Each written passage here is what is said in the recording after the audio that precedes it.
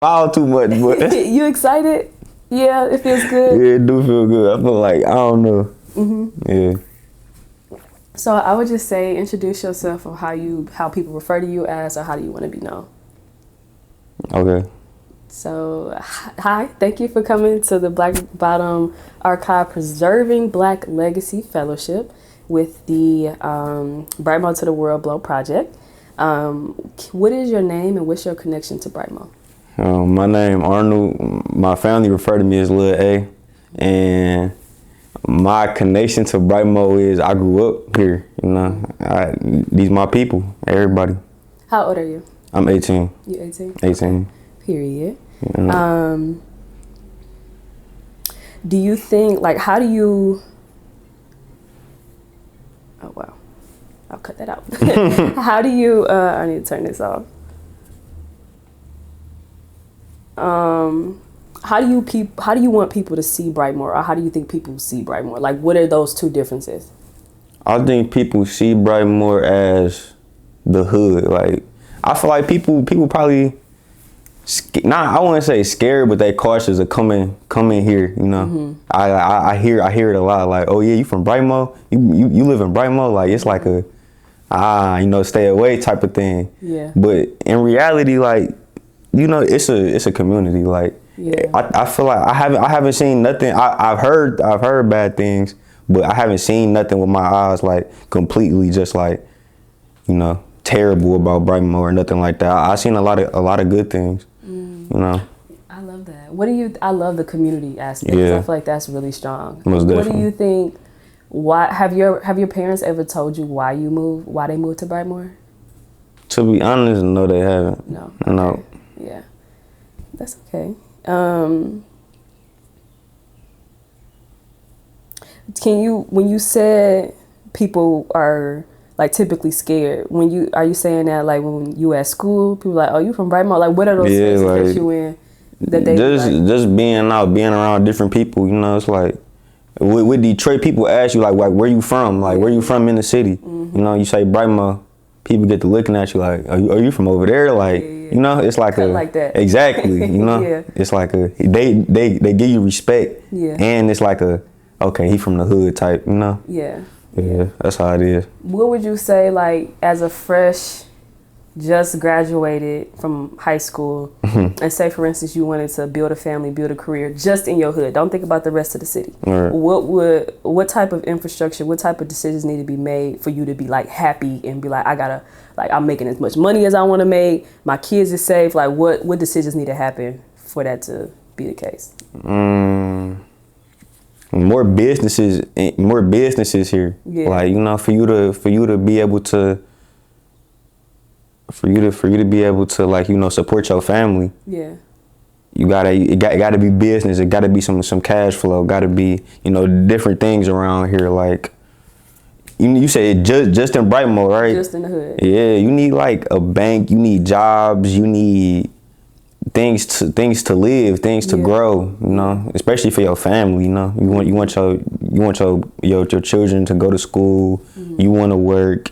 You want everything you need close in that, you know, in that neighborhood. So yeah, more businesses for sure. I feel that.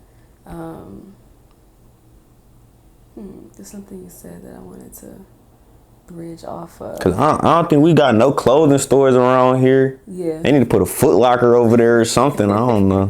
Gotta get fly. Yeah, something. Yeah. Exactly. Yeah, I feel that. What do you think is like something the rest of the world can learn about the hood? Something the rest of the world can learn about the hood. It's not all bad. Like, good stuff come with the hood. Like, I swear it do. And it teach you a lot of things. Like, it teach you how to be like resilient. It teach you how to stand up for yourself, structure, a lot of that, you know. And I feel like it's all about structure and having the right guidance through the hood, because you can easily get lost in it. Yeah. You can go down the dark path for the hood. Yeah. Or you can see it as like, okay, this where I'm from, it's a stepping stone. You know, you having it harder than most gonna already put you above a lot of people. Cause you know everything not handed to you. It's not easy. Seeing what you seeing, you know, stuff like that. But I would say, yeah, it's not all bad. Like a lot of good stuff come with the hood. A lot of structure. Yeah, I like that. How do you feel like from your experiences at school, like you kind of recognize like people like, oh, he from the hood, you know what I mean? And it comes with this thing that you talked about. How does that add to like your family structure just in general? Like you talked about the structure of the hood. Like how has your family raised you to see things the way you have? Well, to start off, like my dad really militant, so he keep me on like a real, like everything, like he run a tight ship. You know, he run a tight ship, so I'm always on point. I'm always aware, and that comes from being like in my area, like. You know, you gotta always be on point. You gotta always be aware of your surroundings, who around, what they doing, stuff like that. Cause you want to make sure you safe and the people you love safe. Yeah. What was the question again? I got off track. Like family structure. So you explaining like the role of your father in your life. How does that complement with your mom's like teachings and instructions on your life? Oof.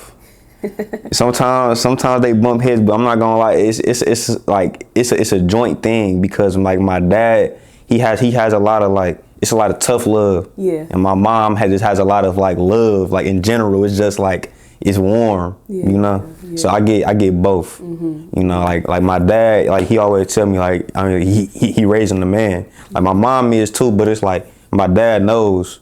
He know the recipe to build a man. Yeah. You know, a upstanding man, a man with morals, values, all of that. My mom, you know, she do too, but it's on the softer side. Yeah. You know, she gonna nurture me, take care of me, tell me what I need to hear, also what I want to hear. Yeah. You know.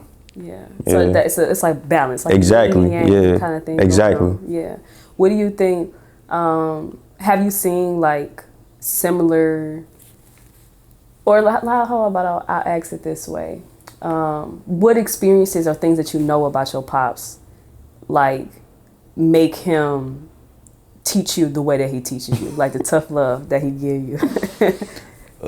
My pops, like, he was locked up for a good little chunk of my childhood. And, like, I done heard stories, like, I'm not gonna lie, anywhere we go, my pops get mad respect just because, like, the man he is. And so...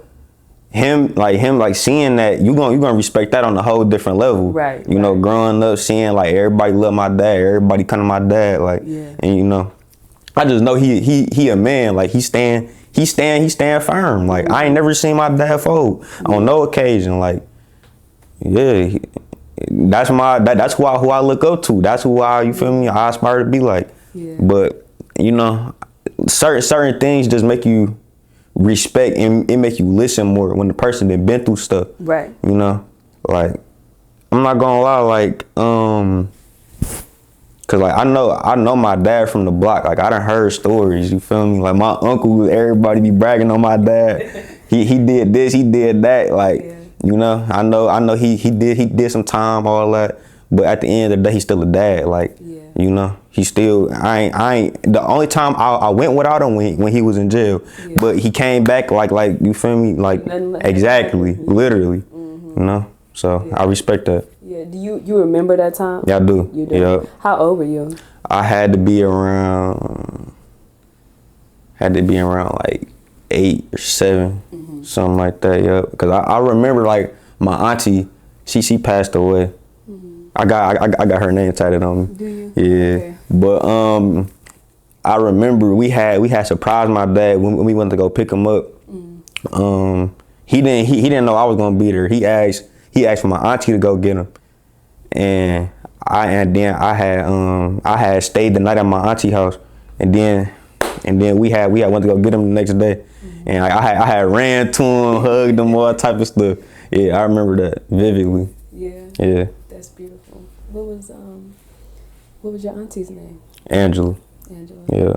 That was your dad's sister? Yeah, that was my dad's sister. Older sister, younger sister? Youngest sister. Younger sister? Yeah. Okay.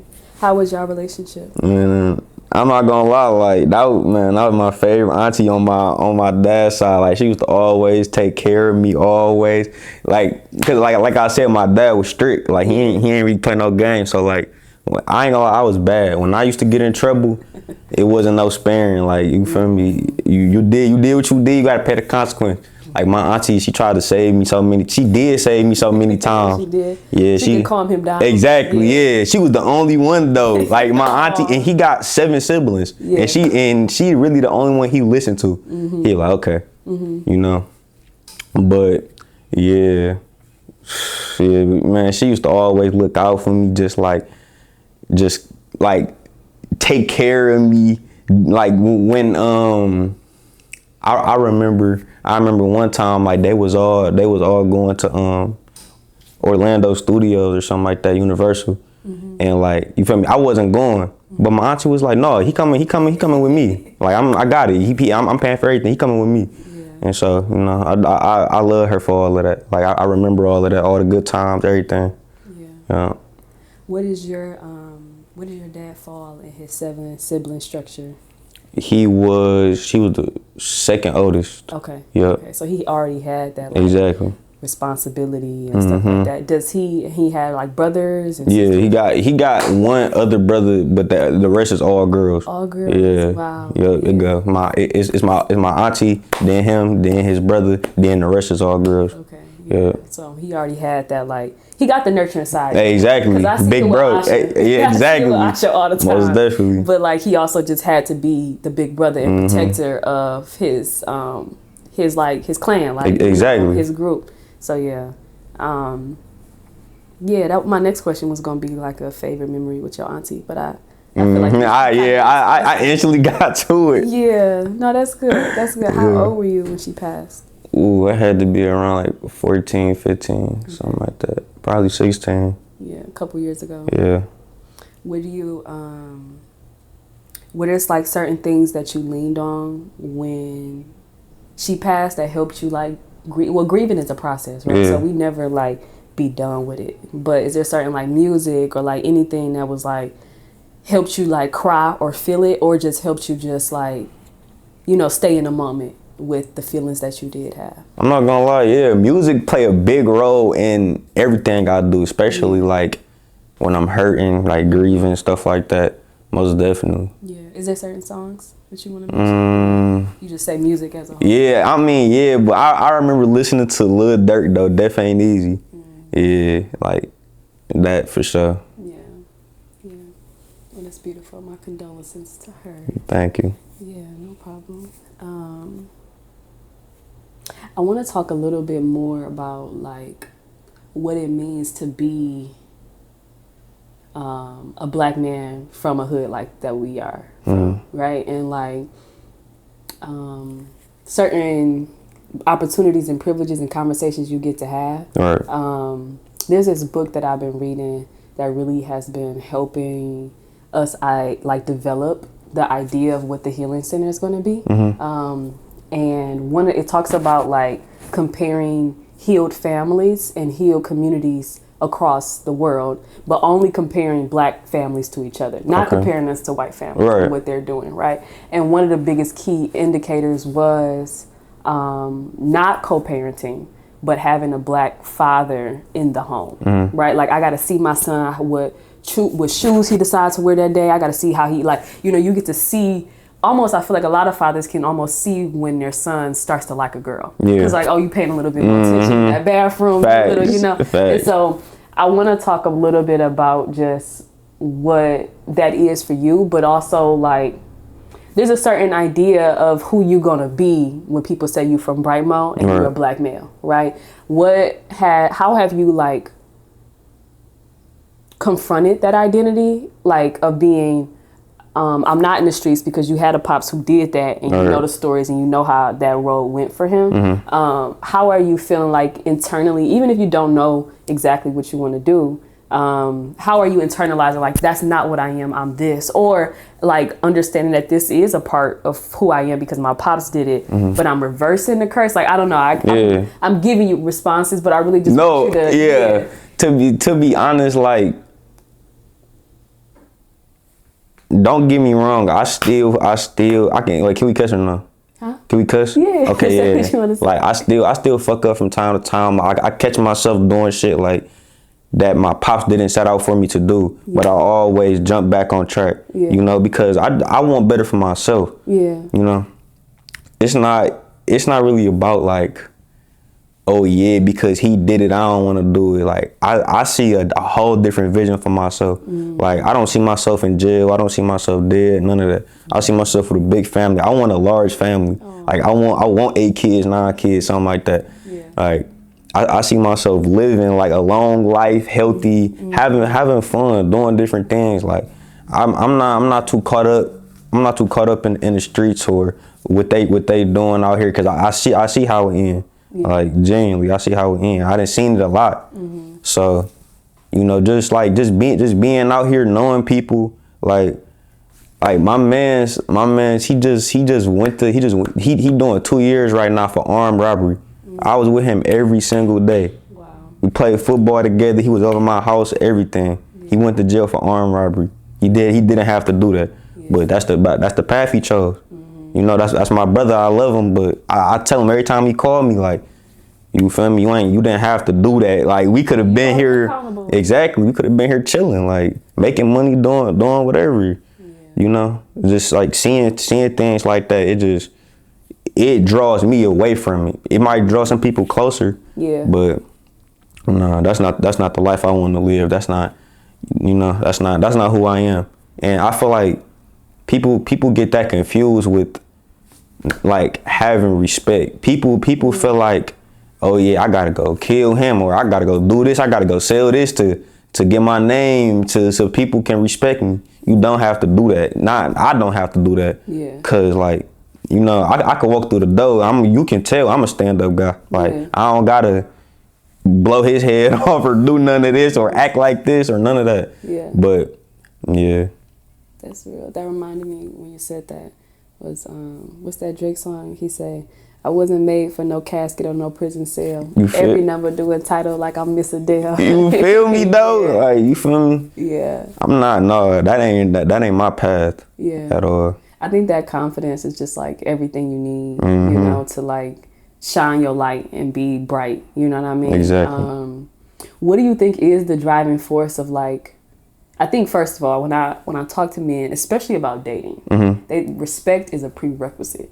Right. Men just need respect. It's from their woman, and I think being a black man in this world, you rarely get it. Yeah. Right? The police can immediately dehumanize you. They can immediately make you feel less than, like not give you opportunities, all this different type of shit. Most definitely. How are you, like, what are those key like moments in your life that has like defined respect, and what do you think, how is that different from how your generation of men, like, or like how your friend has defined respect? Like, what are those things that you would have, like, how is he feeding his respect versus how you feeding yours? Okay. Well, I feel like how my mental locked up feed his respect it's from outside noise. Okay. Like, he not like my respect comes from within. Like, I earn my own respect. I don't have to get your respect, but because I respect myself, you gonna already see it. You gonna already respect me, because you know it's how you respect yourself. Yeah. All of that shows. It's just like working out. Like, what you doing private is gonna show, you know, to the public. Like, you know, if you respect yourself, it's going to show regardless. Yeah, bro, you gotta make niggas respect you, or you gotta go out looking for it. That's gonna turn into a whole nother thing. Yeah. And I feel like that also comes from having self-doubt. Like when you doubt yourself, you gonna go out and look for it. Like, you know, when you chasing it, you gonna catch something. It might not be what you thought you was gonna catch, but you gonna catch something. It might be a case, it might be a body, anything. Yeah. But yeah, like, you know, my respect factor comes from within myself. Yeah. You know, it comes from me. Yeah. Yeah. Yeah. So it sounds like a security issue. Like, if somebody's insecure, they're gonna go do all these things. Most definitely. And so like pouring into yourself of secure has been like your mother, your father. Exactly. And most definitely. And I can't really blame nobody for being insecure because I don't know your story. I don't know what you've been through. None of that. But yeah, I know I don't have to go and go force no respect or gotta go earn it or none of that. Yeah, that's real. I'm gonna shift to something a little heavier. Okay. But you of course have every right to be like, nope, let's pause, let's pivot if you want to. How old were you when you first felt violence or grief? Like what was that age for you? So I can't pinpoint it, but young though, very young. Yeah.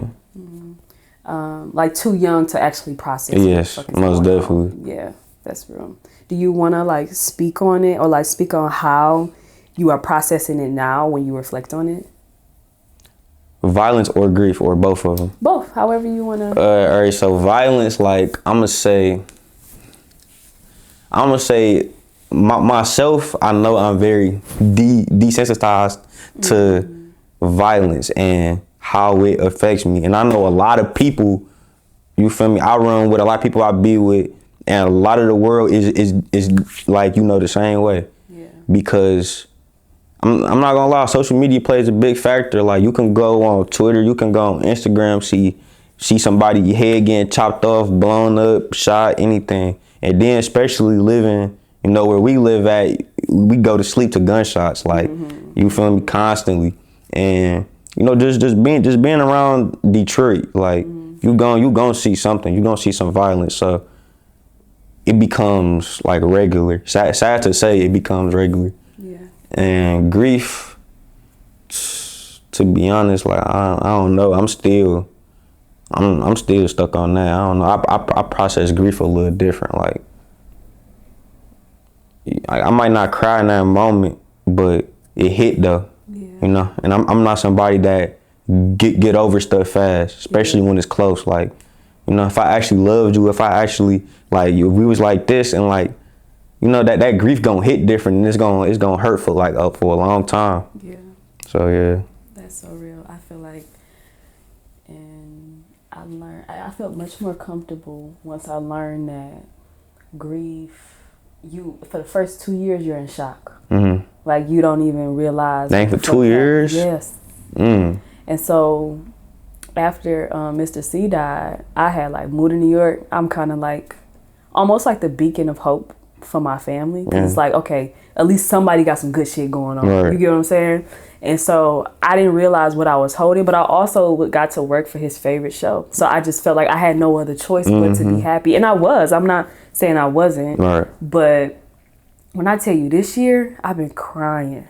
Like, it's been like, whoa, like this, he really ain't here no more. Yeah. You know what I mean? Like, you get to a place where you be moving so fast. And I think even this year, I've been moving fast, but grief has a way of like making you sit with it. You know, and one of my favorite quotes that I got to see, and I think these sometimes be the best part of social media if you tailor your algorithm to the thoughts that you want to have. Right? This girl talked about, if you want to know how deep I grieve, you must understand how deep I loved. And so it sounds like that resonates. Yeah, it do. Yeah. Do you want to like expound on it? I do actually, because a lot of men, they like to act like, you know, they nonchalant, they don't care, they don't love. I'm not scared to express. I love deeply. I over care. Yeah. I care so much about things, and things hit me so much. Like, I don't move off of emotion, but I definitely feel that shit. Yeah. You know, I love so hard, bro. I know I do. I feel it. I love hard. Yeah. A lot of people don't like to, you know, they don't like to admit that because they think that make them weak or vulnerable or whatever. I don't care. Like, you know, I have a big heart. Yeah. Most definitely. So it sounds like with vulnerability, some people have this connotation, which means like, how do I say it? Like a connotation of is like vulnerability equals weak. Yeah. You're seeing vulnerability has a different connotation for you. It's like, no, this is who I am. Exactly. And with the security that you kind of talked about, is like, I'm not gonna run away from who I am. Exactly. You know, I'm gonna feel that. Do you feel like you just you had the space growing up to be that way as a young man? Like, could you cry to your pops? Could you like feel that, or was it just like when you discovered who Lil A was, you were like, oh, this is who I am. Yeah, it's that. I really had to like, man, cause situations happen where I had to like really go inside myself and like figure out who I am and like, you know, like you gotta block out the outside noise sometimes and just, you know, focus on what's going on inside you. Yeah. Cause you know, stuff be that deep. Yeah. Stuff definitely be that deep to where you gotta sit with yourself a minute and like just really realize some things about yourself. And like I feel like I'm very conscious. You know, I'm conscious of the things around me and like who I am. So yeah. You know, I really came to a lot of realizations at a young age, I think. Yeah. It sounds like it. When did that journey happen for you? Like a lot of times you heard, I'm sure you've heard the term on social media when somebody's spiraling. Yeah. And most of the time it's like a spiral down. But for you, it sounds like you had a point of like consciousness and self-realization and like just this confrontation with yourself and like self-awareness. And it was a spiral up to becoming who you are today. Right. What do you think was that moment? Or if you could pinpoint an age. To be honest, I don't know. I really can't pinpoint no age. I think I always been like that, but you know, I always been conscious and like I always been me. Like I ain't let nothing stop me from being me. But I don't know. I think it's a bunch of experiences put together that just like, you know, when you come to a certain age, I don't know what age, but it hits you like, okay, you know, a lot of people don't get that, and a lot of people won't get that. But you know, I'm blessed to have that. That's 100. That's 100. You gotta answer that. Are you good? No, I'm good. I'm Okay. good. Cool.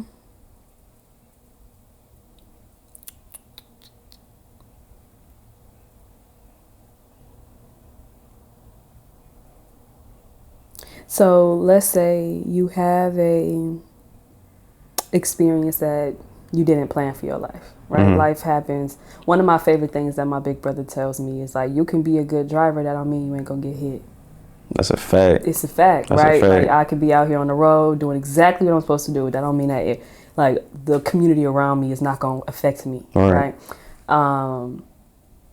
What do you think is a way that your relationships and community adapt to the grief that's happening in your life? Not necessarily like grief that y'all all are feeling in a way like your auntie, but something that is more intimate to like, oh, we only know this person because of Lil A.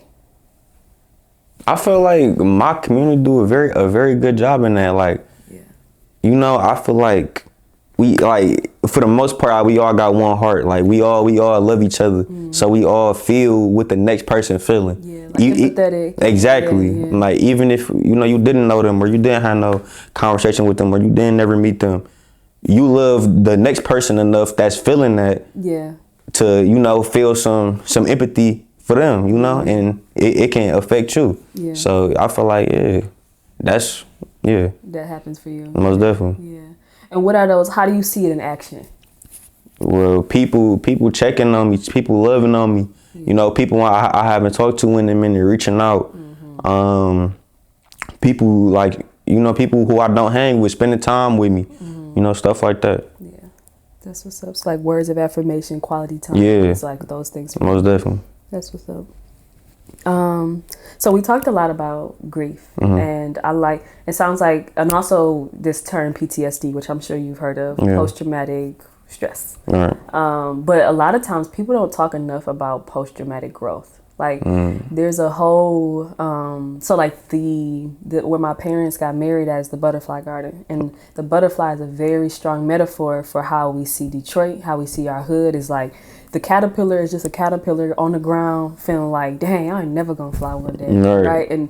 But the caterpillar literally goes through a metamorphosis, which is a chemical change. They change, like this internal process that you're talking about. It's like, I'm not gonna think the shit around me of the same things that people think around me. I'm gonna think something different. Like they are changing their genetic makeup, their intellectual makeup, to become this butterfly, and then they never touch the ground again unless they want to. No, you know what I mean? And so like that whole process is how we see the people. And so I guess I want to ask you questions around like, your growth, where you see yourself, where you want to be in 10 years, 50 years. Like, I hear this big family. I hope that the baby, the wife is ready for 9 kids.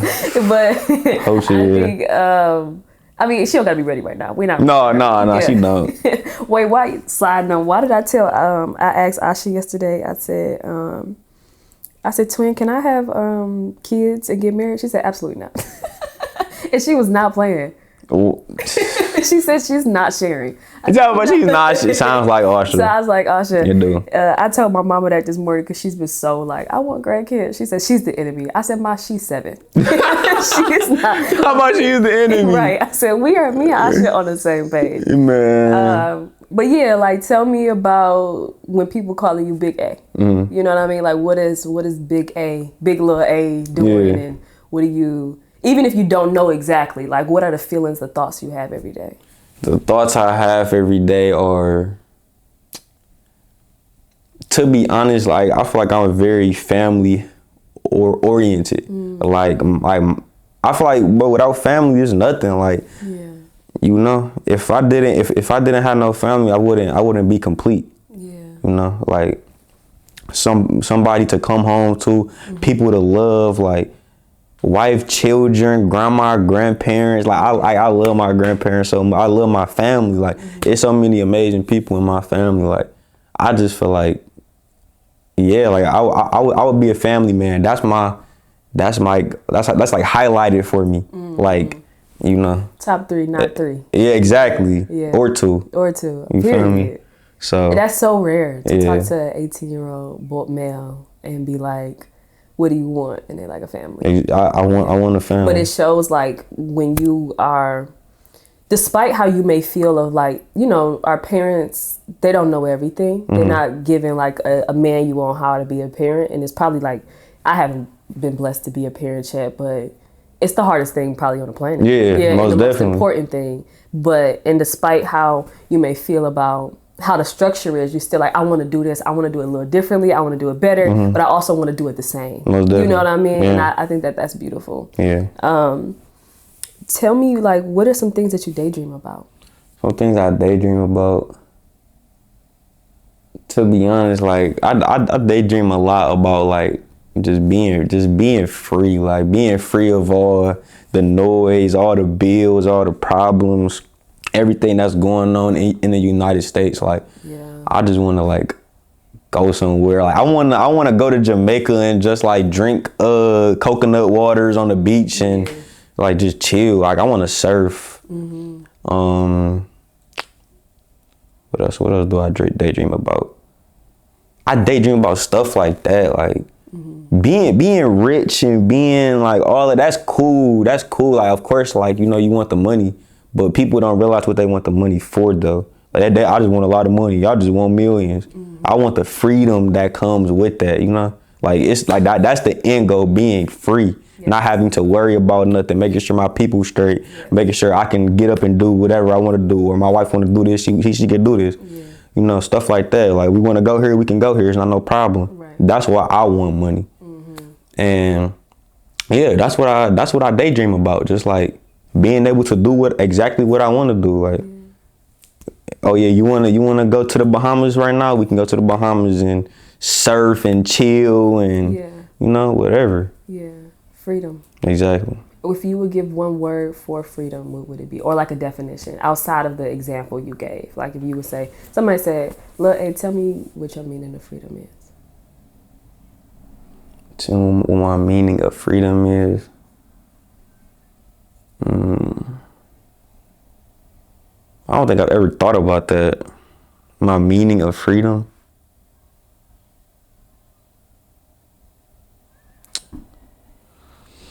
I don't know. I'm stumped. We can come back to it. Yeah, let's come back to it. Okay, for sure. I would say too, remember the mentor I was telling you that I had that's now working on a project. When everybody who got a lot of money and also don't make the money their identity thinks that same way. For real? Yeah. Good. Like, there are so many different, I think there's like 7 different types of freedom, and, like, that's time, location, like what you said, I can be anywhere. You know, and I forgot the rest of them, but a lot of them, you know, that is the pursuit, right? I feel like that's my pursuit as well. Like, I'm like, you know, I feel it definitely on a community level too, and on like a people level of like just the stuff you talked about, that like the stuff we go through in this country, and wanting a desire to just to be out of it. How would you define healing? Like, what is that process to get to your daydream? Like how, because a lot of times, somebody who was a really good like mentor for me while I was living in New York, I watched her video. She's just like a life coach, and the crazy thing about it is like God can give you a deeper. Sometimes I feel like God speaks to me by giving me the deep stuff first, because I'm a deep person, and then He gives me a simple way to think about it, right? Because sometimes I can't do the deep stuff every day, you know? Right? Yeah, you can't. Yeah, it'd be too much to take. Yeah, right. And so one time, this a friend of mine asked me like, everything you're doing, it's not hard. Like, what's going on? Like, you're not overworked, you're not stressed, you're not da da da. And I told him, I said, I am much more challenged by who I have to be to hold it rather than what I do, right? And it's like the identity of like, now I just had this conversation with myself literally earlier today. Like the death of my father was not just the grief of him. Like, it was grieving a Dana that I don't know anymore. Like a Dana that I have to, you know, if there's an issue with the plumbing in our house, I have to figure it out. You know what I mean? If there is like, I shovel the snow now. Like, what the fuck? You know, that kind of thing. Like, it's just like it's time to grow up. Like, you know what I mean? So it was a grief of that. I think it was also an additional grief of my mom. Like, there's not a way, you know, she's different now, right? And rightfully so. And so, something that, going back to the mentor, she's like, a lot of times you sit in front of your, wherever you put your to-do list at, you put your thorough, like, what I got to do today. But she said, encouraging yourself to not just put a to-do list, but a to-be list. You know what I mean? A to-be list. Yes. So if you know that you got like a crazy day, then what the top things on your to-be list is to be calm. You know what I mean? To award yourself in the middle of it. So, you know what I mean? Just these things that will help you steward whatever God is putting on your heart to do. So if it's this like search for you, it's this search of freedom in all of these different ways. How are you like aligning yourself with who that is, right? And so you're not the caterpillar on the ground like, man, I ain't never gonna fly. But you're like, I'm gonna fly one day. Right. I'm gonna fly one day. You know what I mean? You just know it, but you also appreciating your time and your space. Exactly. Here. Yeah. I guess I want to just like hear your thoughts on what that means for you. If there's things that you can add to that. Things I can add to that. You know, I just feel like people. Okay, I'm gonna touch on when you said, you know, I'm enjoying my time here. A lot of people try to grow up too fast, and you miss like the time you have here. Like, of course you want to think about when you have everything you want, and you know, when you done made it to be whoever you want to be, but you also have to appreciate who you are now. You gotta take time for the present and just like live in it, like soak in it. Just, you know, you gotta be in the moment. And that's what I had to like realize a lot of the times. Like, a lot of times when I'm stressed or overthinking stuff, like, I always tell myself, like, you just gotta be in the moment. Like, you alive, you know, you going through your problem, but your problem could be a lot worse. And there's people who done went through it and worse, you know? It ain't all good, it ain't all bad. Exactly, you know. Yeah, you just gotta live. I pride myself on just like being the type of guy who don't stress things, I don't try to rush. Well, let my mom tell it I do rush, you know, but I don't feel like I rush. I know I'm me. I do things, you know, stuff like that. But yeah. Do you feel like you have in your grieving process or in general like a relationship to water? And if so, what is it? A relationship to water. To be in my grief process, or in general. In general, I do have a relationship with water. I love being around water. I love swimming. I love looking at it. Like, I love beaches. I love the ocean. I love just like looking at it. It's like it's very therapeutic for me. You know, it's calming, soothing. So yeah. Yeah, that's real. So people typically distinguish grief or put grief in 5 different stages. I'm gonna read them to you, and then you add stages, or you kind of give an opinion on like, I think this stage is a little longer, or based on your personal experiences. Okay. So the first stage is depression, then it's denial, anger, bargaining. Like you kind of like are debating with yourself, like, did that really happen? No, or like you kind of like debating details of things that happened. No, that's real.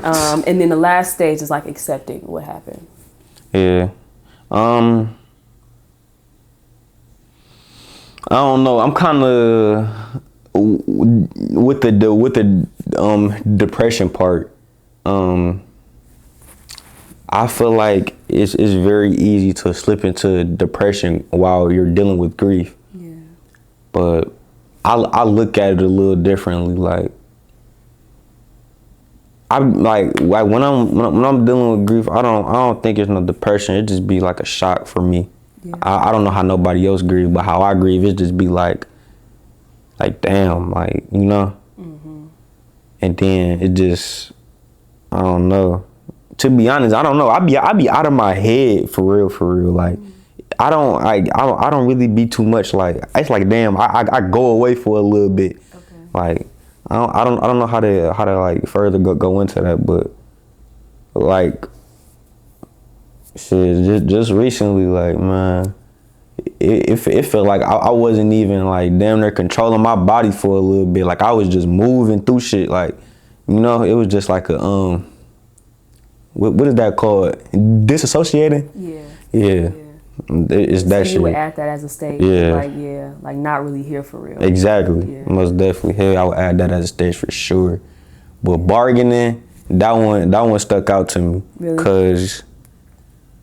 Cause like it be moments to where it's like, damn, like you gotta, like, man, I be thinking that shit was a dream. Like no, that shit ain't happen for real. Yeah. But it happened for real. Yeah. You know?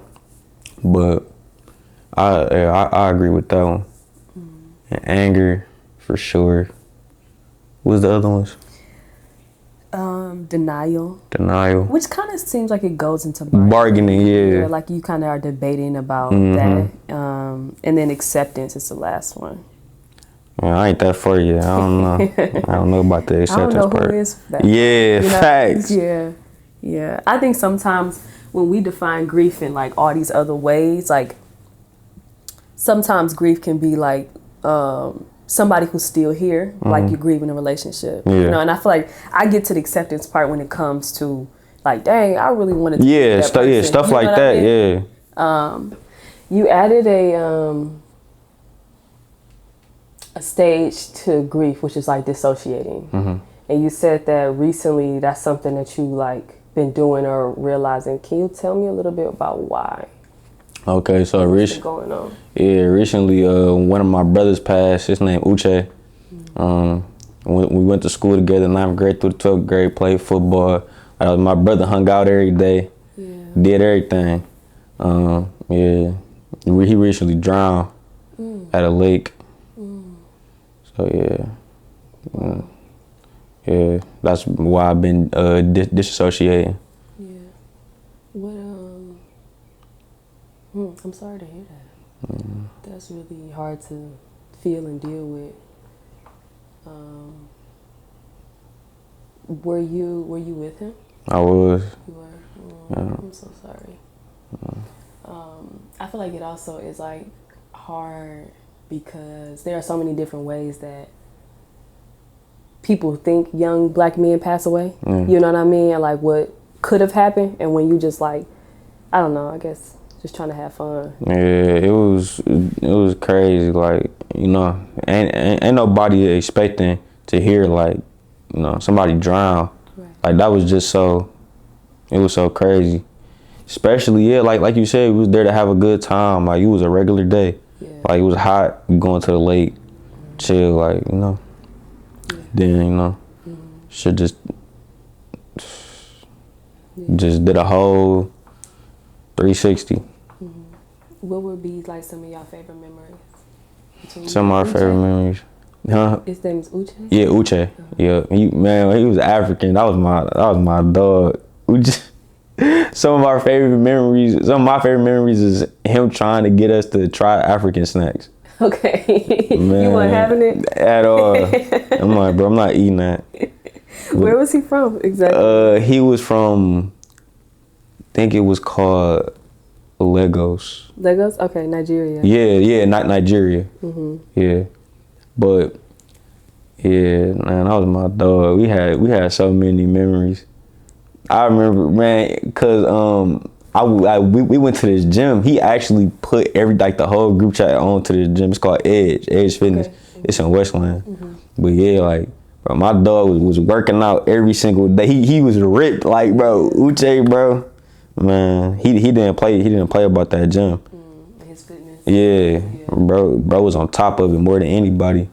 Like, and then yeah, he just started boxing.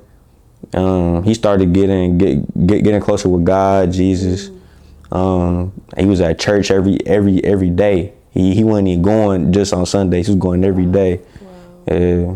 Like a calling. Sometimes like be like a calling on your spirit. Like God is tugging on your spirit to like draw you closer. Yeah, we heard that at the funeral. Somebody else said that. But yeah, that was my dog. That is my dog. What are ways that you feel like day to day that you want to remember him as? Or like, how would you work to remember him? I know it's hard to forget him, but like, are there certain things that you would do to like remember him? Most definitely. Like, I'm not gonna lie. Like, for a minute, the things that I'm about to say, like, I couldn't even do, because I would remember him when it was like, you know. But like, just going to the gym, like going to some of his favorite spots. Like, we used to love to hang out downtown Detroit. Like, I was just there yesterday, and I was just thinking about, bro.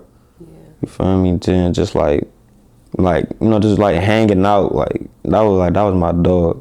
Yeah. Just we would literally do everything together. Like everything. Like if you think it, we done did it. Like any hangout, any side quest. You feel me? He was there, I was there. We laughing, we having a good time.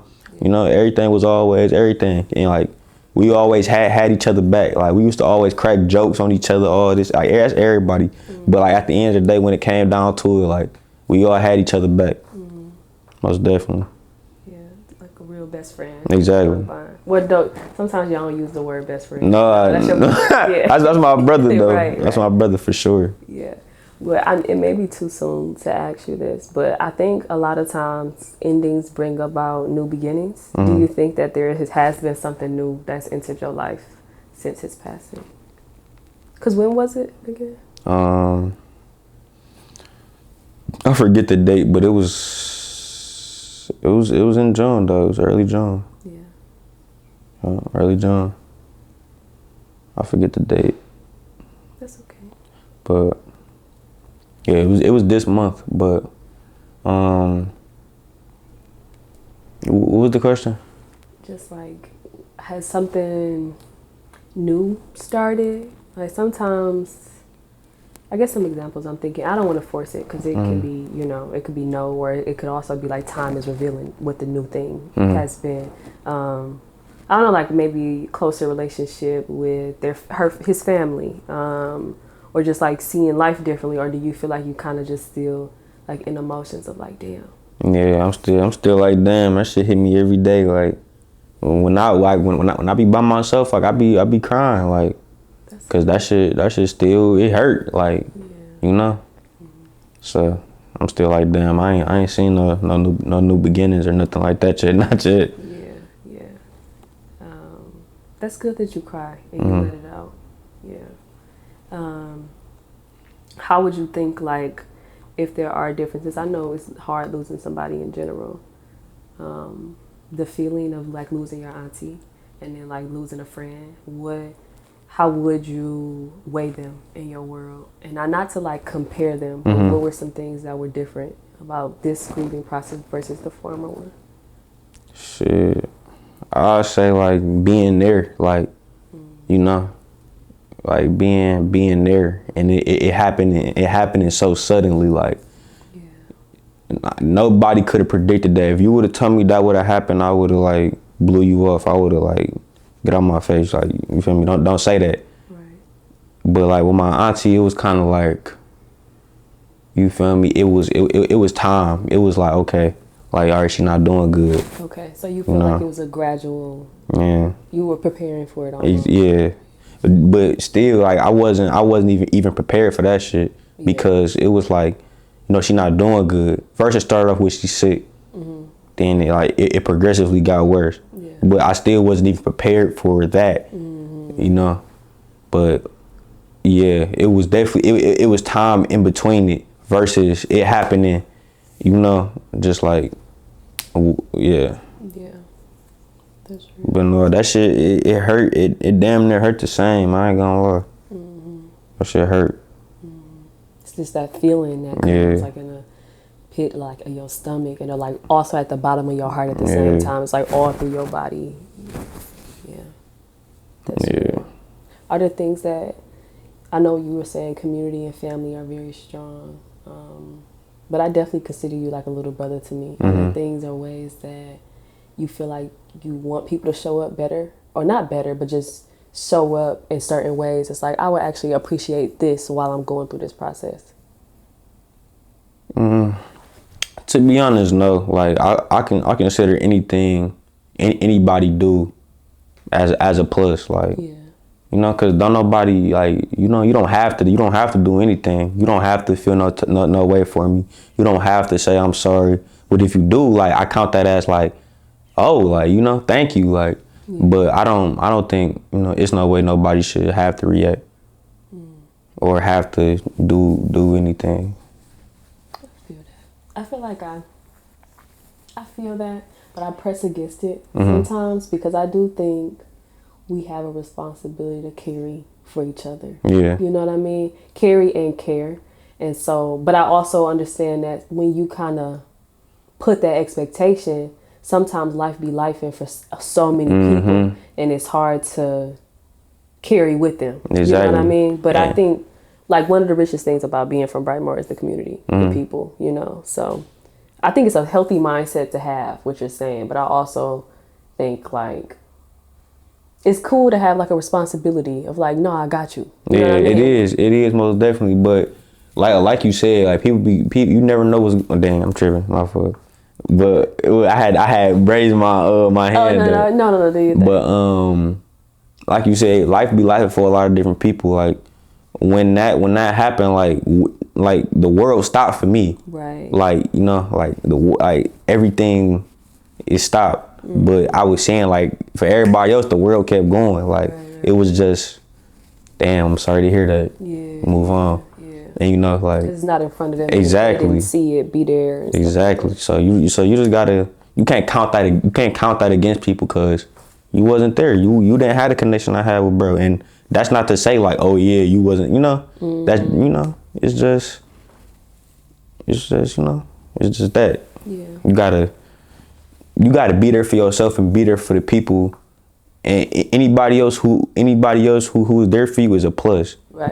That shows real love. Like, they actually care about you, they love you, stuff like that. But I don't feel like nobody has to be there for you. Yeah. But if they do, that's how it's genuine, you know, because they don't have to do that. A test of character. Exactly. Yeah, that's real.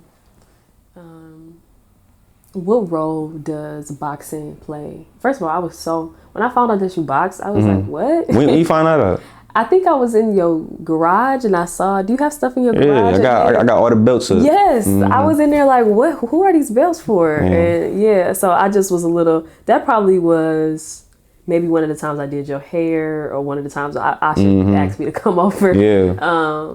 So I don't know, how does that add maybe to your grief experience, or maybe it's just not something that you do because you're grieving, but just something like a place of happiness. Like, what is boxing to you? Boxing is definitely my outlet. I was doing boxing since I was like 8, 9. Okay. So I've been boxing for a long time, on and off, playing football, boxing. But yeah, like, boxing is like, it's my comfort zone a little bit. It's like where it's where I feel good at, you know.